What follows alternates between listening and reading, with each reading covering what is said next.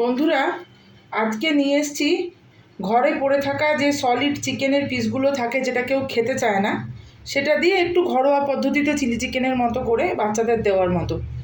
সবারই ঘরে এই সলিড পিসগুলো পড়ে থাকে, সেটা কেউই খেতে চায় না। তা আমি আমার বাড়িতে এইগুলোকে বাচ্চাদের এইভাবে করে খাওয়াই। দেখুন তাতে কি কি লাগছে। চিকেনের সেই সলিড পিসগুলো ছোট ছোট করে কেটে নিয়েছি। আর লাগছে লবণ, কর্নফ্লাওয়ার, অল্প টমেটো সস, টমেটো কুচি, আর এখানে লাগছে ক্যাপসিকাম, পেঁয়াজ, রসুন কুচি, আদা কুচি, লঙ্কা কুচি, আর একটু সয়া সস, আর একটু যদি ভিনিগার টক টক লাগে তখন একটু ভিনিগার দেব। এই তাহলে শুরু করি। কিভাবে রান্নাটা করি আপনারা একটু দেখুন। প্রথমেই চিকেনটার মধ্যে দুটো ডিম ভেঙে নেব।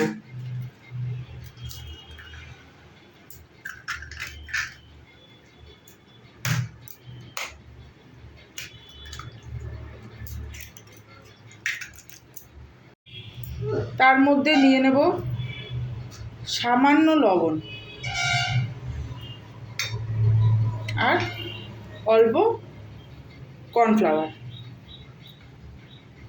এই দিয়ে আর এর মধ্যে দেব অল্প সয়া সস, একদমই সামান্য পরিমাণে, আর কোনো কিছুই দেব না। এই দিয়ে প্রথমে চিকেনটাকে ভালো করে মেখে নেব।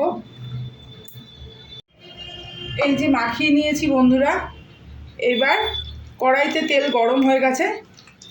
এবার একটা একটা করে এগুলো ভেজে নেব।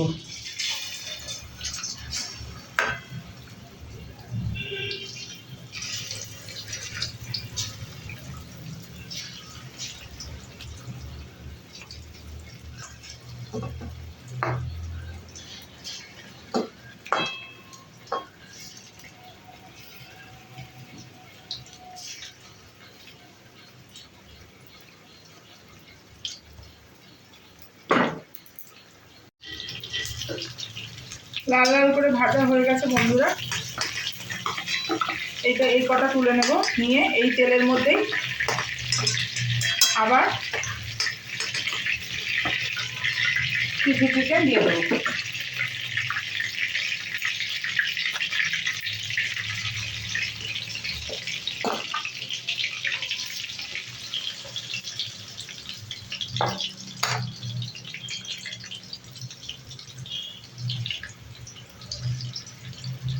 আমি ঘরোয়া পদ্ধতিতেই যেরকমভাবে পারি সেইভাবেই করে নিজের বাচ্চাকে খাওয়ানোর চেষ্টা করি।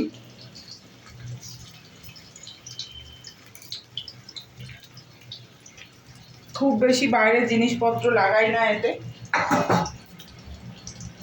মোটামুটি যেটুকু সবজি লাগে সেইটুকু মোটামুটি সবার ঘরেই থাকে।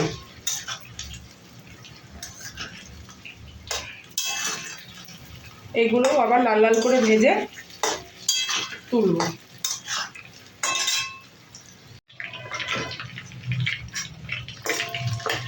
এইগুলোও তুলে নেব বন্ধুরা। এই চিকেনগুলো সব তোলা হয়ে গেলে এই তেলের মধ্যেই একে একে যত মশলা কুচিয়ে রেখেছি, রসুন, পেঁয়াজ, আদা, লঙ্কা, ওগুলো সব দেব।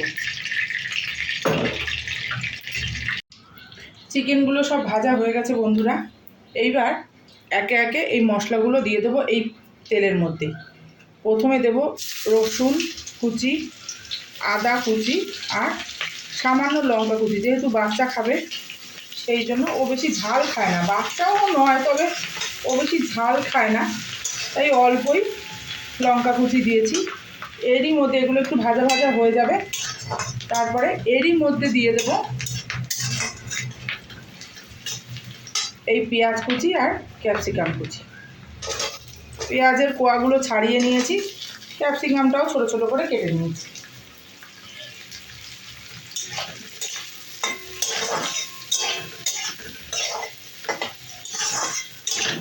এগুলো হালকা ভাজা হোক, তারপরে দিয়ে দেব সস। এর মধ্যেই এই যে টমেটোটা কুচিয়ে রেখেছিলাম সেটাও দিয়ে দেবো।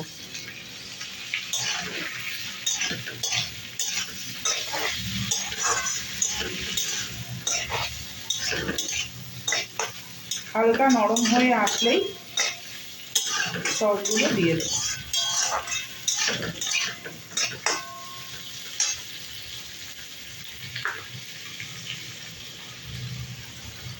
খুবই সামান্য লবণ দিয়ে দেবো। যেহেতু সয়া সসের মধ্যে হালকা লবণ থাকে সেই জন্য লবণের পরিমাণটা খুব বুঝে দিতে হবে। আর চিকেনের মধ্যেও আমি লবণ দিয়েই মাখিয়েছিলাম, সেই জন্য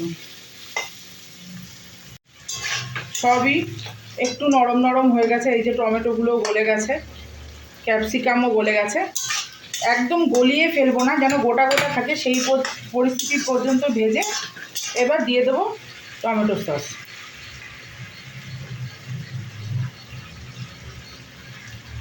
আর এর মধ্যে দেব সামান্য অল্প, একদম সামান্য পরিমাণ সয়া সস।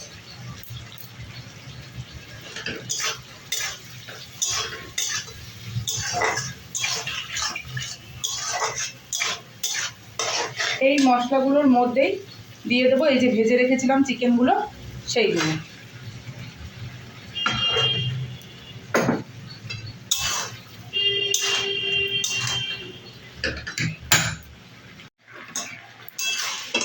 এই অবস্থায় যদি নামিয়ে নেন তাহলে এটা ড্রাই চিলি চিকেন হয়ে যাবে। আর এতে লঙ্কার পরিমাণটা আমি একটু কমই দিয়েছি। আমার ছেলে একটু টক টক খেতে ভালোবাসে, বেশি ঝাল হয়ে গেলেও খেতে পারবে না, সেই জন্য। আর আপনারা যদি বড়রা খান তাহলে একটু চিলি সস দিয়ে দেবেন, তাহলে লঙ্কার পরিমাণটা ব্যালেন্স হয়ে যাবে। সসের সাথে চিকেনটা পুরো মিশে গেছে ভালোভাবে। এবার যেই পাত্রটার মধ্যে চিকেনটা মেখেছিলাম আর কি, সেই পাত্রটা ধুয়ে অল্প জল দিয়ে দেব। একটু গ্রেভি হবে, সেই জন্য এই জলটুকু দেওয়া। এবার এটাকে ভালো করে ফুটতে দেবো। আর নুন মিষ্টিটা দেখে নেবো, সামান্য মিষ্টি দেব, যেন ঝাল টক মিষ্টি ব্যালেন্স হয়, ব্যাপারটা খেতে ভালো লাগে, সেই জন্য সামান্য মিষ্টিও দেবো আমি এর মধ্যে। যারা মিষ্টি আপনারা পছন্দ করেন না তারা দেবেন না। আমি আমার বাড়িতে এইভাবেই রান্না করি। আপনাদের যদি ভালো লেগে থাকে আমার এই রান্না, আপনারাও বাড়িতে বাচ্চাদের এইভাবে করে খাওয়াতে পারেন। কেননা এই সলিড পিসগুলো সব বাড়িরই একটা সমস্যা আমার মনে হয়, কোনো বাড়ির বাচ্চারাই এই সলিড পিস খেতে চাইবে না। সেই জন্য আমি আমার বাড়ির বাচ্চাদের এইভাবেই খাওয়াই। আপনাদের যদি আমার এই ঘরোয়া পদ্ধতিতে ঘরে থাকা জিনিস দিয়ে বানানো চিলি চিকেন যদি আপনাদের ভালো লাগে তাহলে একটা লাইক, একটা কমেন্ট এবং শেয়ার করে আমার পাশে থাকবেন, এবং প্লিজ আমার চ্যানেলটিকে সাবস্ক্রাইব করবেন। আজকে তাহলে রাখি, আবার দেখা হবে অন্য একদিন অন্য এক রান্না নিয়ে।